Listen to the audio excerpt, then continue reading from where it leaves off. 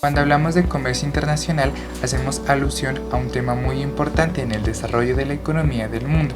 Es porque este trata de las transacciones de bienes y servicios por medio de importaciones o exportaciones, pero el día de hoy hablaremos cómo es su comportamiento o en qué se fundamenta. Esto debido a que nace una nueva teoría como es la movilidad de los factores productivos, la internacionalización del capital, la tierra y el trabajo a nivel mundial. Esta nueva teoría, o una de las teorías más actuales y contemporáneas que existen hoy sobre el comercio internacional, trata de explicar la movilidad, entendida como una movilidad a nivel mundial, donde no solo se realiza el comportamiento de movilidad dentro de una nación, sino entre países. Es por ello que esta teoría sigue aún en la actualidad, teniendo nuevos contenidos que fundamenten la base en cuanto al conocimiento de cómo son el comportamiento de dichos factores. Es esencial conocer todos estos aspectos, ya que de cierta manera determinen la economía que puede estar evaluándose en cada uno de los países existentes o presentes que deseen implementar estos aspectos o supuestos que maneja esta teoría o modelo. Hablamos de movilidad, hablamos de un movimiento de un bien o servicio en otro lugar donde se lo desea. Es por ello que también el comportamiento, como lo es el trabajo, también depende de ello. Cuando un país necesita más trabajo en su nación, lo adquirirá. El trabajo se demanda por medio de la mano de obra, siendo esta la cual se moviliza a nivel internacional. En teorías anteriores, cuando hablamos del trabajo, lo movíamos de sector, es decir, pasaba de un sector agrario a un sector de industria. Ahora bien, si hablamos entre países, podemos decir que un país, sea Colombia, puede mandar sus trabajadores a otro país que lo requiera, como el ejemplo de Finlandia, donde pueden adquirir o requerir mayor empleabilidad de mano de obra. Es por ello que existirá de cierta manera un desplazamiento de esta mano de obra a este país extranjero, donde serán mejor pagados y tendrán un incentivo mayor por tener mayor ingreso. Podemos mirar entonces que la movilidad ha pasado las fronteras de una nación y se ha determinado de cierta manera a un nuevo lugar. Cuando hablamos del segundo factor, como es el capital, este también genera movilidad a nivel internacional. Esto se debe a que el capital se ve reflejado por medio del dinero. El dinero puede ser prestado o otorgado a países que lo requieran. Si Estados Unidos desea prestarle a Colombia, transferirá su capital a esta nación, como es la nuestra, la cual necesita de un mayor capital para poder desarrollar su economía. Cuando hablamos del factor tierra, las cosas son muy diferentes, debido a que no puedo trasladar hectáreas de mi territorio hacia otra nación.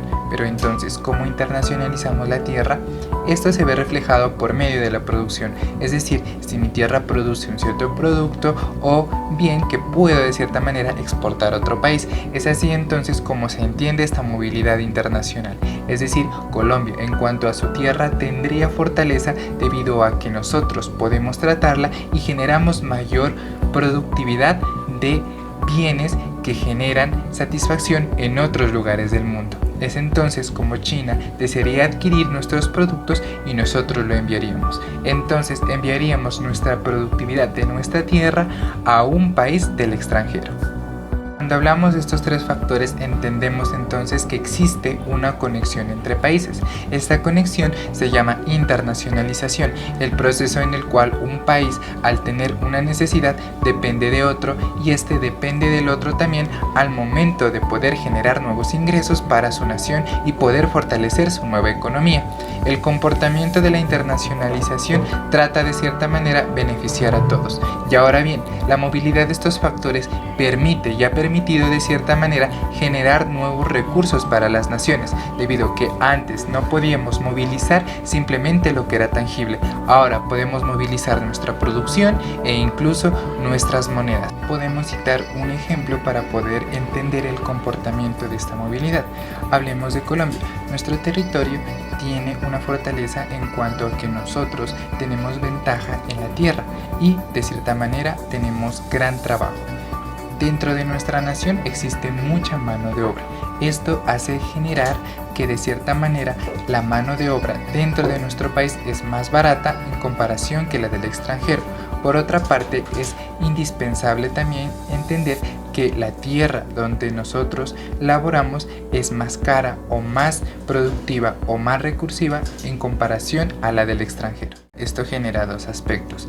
El primero, que al ser la mano de obra barata, esta recurrirá a transferirse a otro lugar, es decir, ir a trabajar a otra nación, ir de cierta manera a un país donde los ingresos sean mejores y fortalezcan su bolsillo. Por el contrario, puede existir una relación en cuanto a la productividad.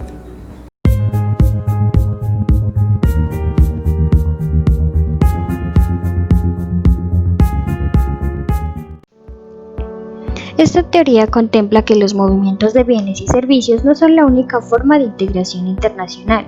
Existe otra forma de integración que consiste en el movimiento internacional de factores o movimiento de factores. Estos movimientos incluyen la migración de trabajo, la transferencia de capital mediante préstamos internacionales y la formación de empresas multinacionales. Los movimientos internacionales de factores pueden a veces sustituir al comercio, por tanto, no es sorprendente que la migración o movilidad internacional del trabajo sea similar en sus causas y efectos al comercio internacional basado en las diferencias de recursos. Es así como el trabajo se desplaza de los países donde es abundante hacia aquellos en donde es escaso. Este movimiento, en primer lugar, genera una convergencia de salarios reales. Esto quiere decir que si los trabajadores de un país A se desplazan a un país B, el salario real del país A se incrementará y el salario real del país B se disminuirá. Esto está dado por el incremento y la disminución del trabajo en dichos países. También tenemos que aumenta la producción mundial total y globalmente todos pueden ganar, pero también genera fuertes efectos sobre la distribución de la renta, de modo que algunos grupos o sectores resultan perjudicados. La transferencia de capital mediante préstamos internacionales puede entenderse como una forma de comercio internacional, pero una forma que implica el intercambio de consumo presente por consumo futuro y no un intercambio de un bien por otro. El precio relativo al que se realiza este comercio intertemporal es igual a 1 más el tipo de interés real. Finalmente tenemos a las empresas multinacionales. Estas son las que existen principalmente como un medio de ampliación del control sobre las actividades que tienen lugar en 2 o más países. Por otro lado, también hay dos elementos cruciales que explican la existencia de una multinacional. Existe un motivo de localización que hace que las actividades de la empresa se ubiquen en diferentes países y un motivo de internacionalización que hace que estas actividades se integren en una sola empresa.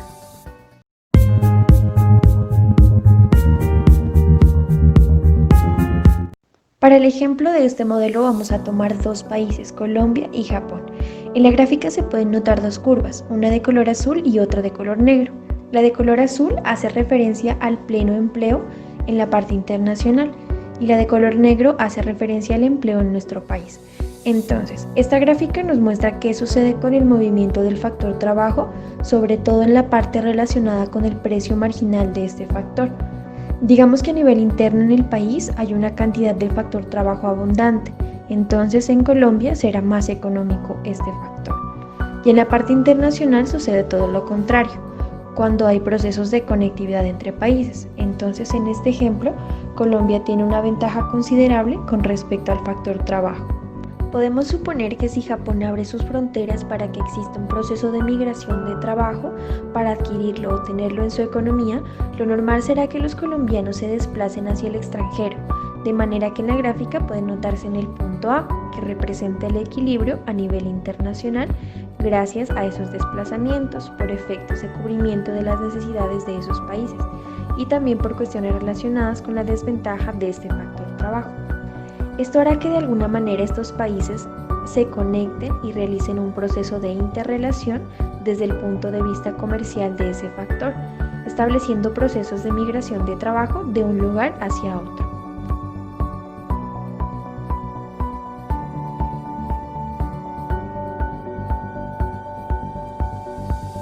Este factor hacia Japón tendrá menos cantidades del factor trabajo dentro del país, mejorando los procesos de precios internamente, en razón de que el beneficio va a aumentar, porque va a tener menos cantidades de mano de obra y los precios pueden subir. Sin embargo, en el extranjero sucederá todo lo contrario, porque habrá una reducción de los precios, de tal forma que todo tiende a la igualación. Teniendo en cuenta estas características, suceden algunas cuestiones especiales que dan lugar a algo que se llama convergencia de los salarios reales, de manera que los salarios reales aumentan en nuestro país, pero disminuyen en el extranjero, conduciendo a la parte de equilibrio. Y por ende, también habrá un proceso tanto de ganancias como de pérdidas a razón de esta movilidad de factores o comercio internacional de factores. Como consecuencia de este comercio internacional, se observa un aumento de la producción mundial global, ya sea por pérdidas o ganancias de uno u otro país. Por ejemplo, la pérdida de precio de pago en el empleo en Japón y la ganancia de pago de la mano de obra interna en Colombia. Por tal razón, habrá efectos en ambos países, haciendo que exista un proceso de ganancia. En este sentido, podemos notar que la producción del extranjero aumenta en el área que está debajo de la curva del producto marginal de L1 a L2, mientras que la de nuestro país cae en el área correspondiente bajo la curva del producto marginal. Entonces, en el gráfico vemos que las ganancias del extranjero superan a las pérdidas de nuestro país en una cantidad igual al área sombreada ABC. Entonces, unos ganan y otros pierden. A pesar de esta ganancia, algunas personas resultan perjudicadas por el cambio. Las que hayan trabajado inicialmente en nuestro país reciben salarios reales más altos, pero las que hayan trabajado en el extranjero reciben salarios reales menores. Esto significa que los terratenientes extranjeros se benefician de la mayor oferta de trabajo, pero los terratenientes nacionales se verían perjudicados. Como en el caso de las ganancias del comercio internacional, la movilidad internacional de factores, si bien permite en un principio generar un beneficio a nivel global, durante la práctica perjudica a muchos grupos.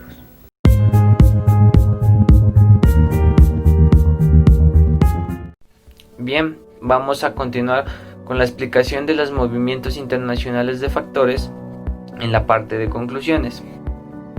Como primera conclusión tenemos que los movimientos internacionales de factores pueden a veces sustituir al comercio. Para explicar esto vamos a tomar como ejemplo el país A y el país B. El país A será Colombia y el país B será Estados Unidos.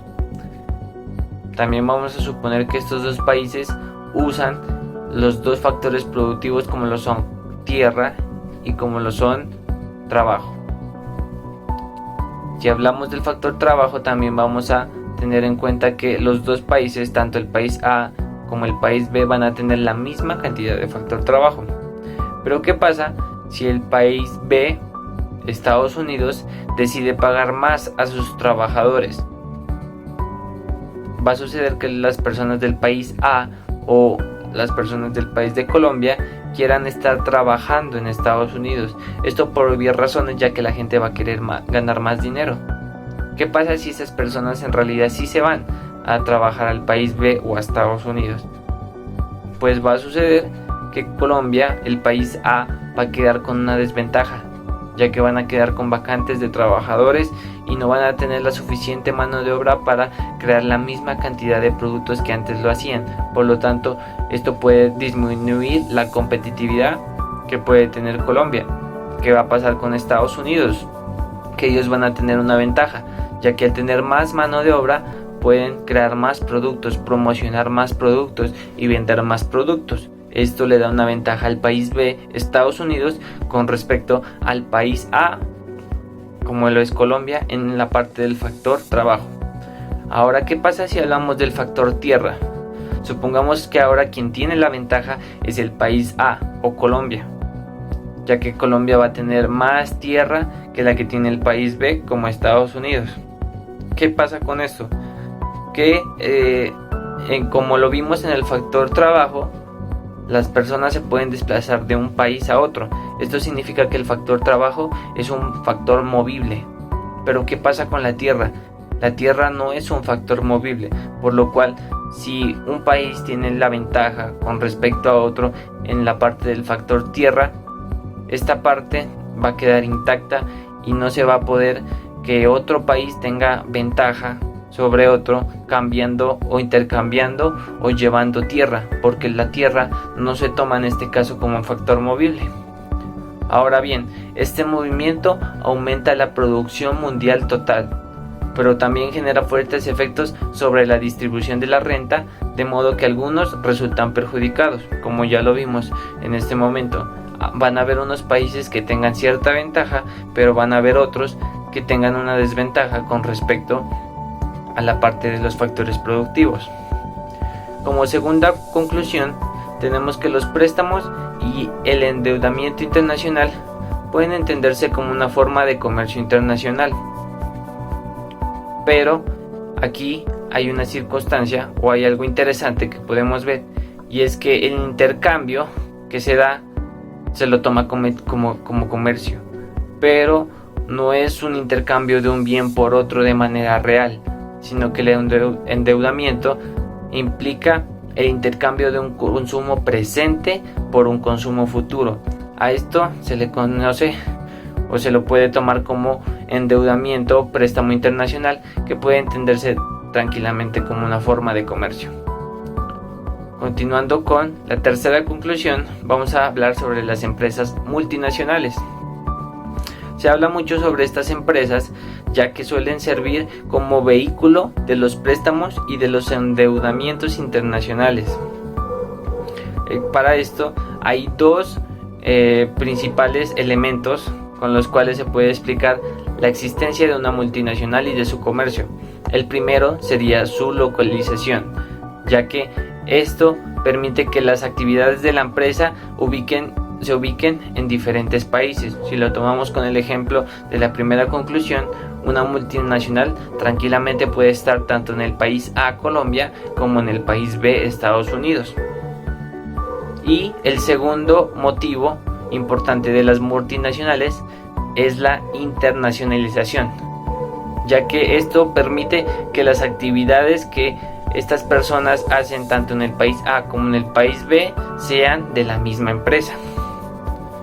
Como última conclusión, en la parte 4, tenemos que los motivos de la localización de las multinacionales son los mismos que están detrás de todo el comercio internacional. ¿De qué nos habla esta teoría? De que apunta a dos motivos principales, como lo son la necesidad de una vía para transferir tecnología entre un país y otro, y también como segunda motivo principal tenemos las ventajas en algunos casos de la integración vertical.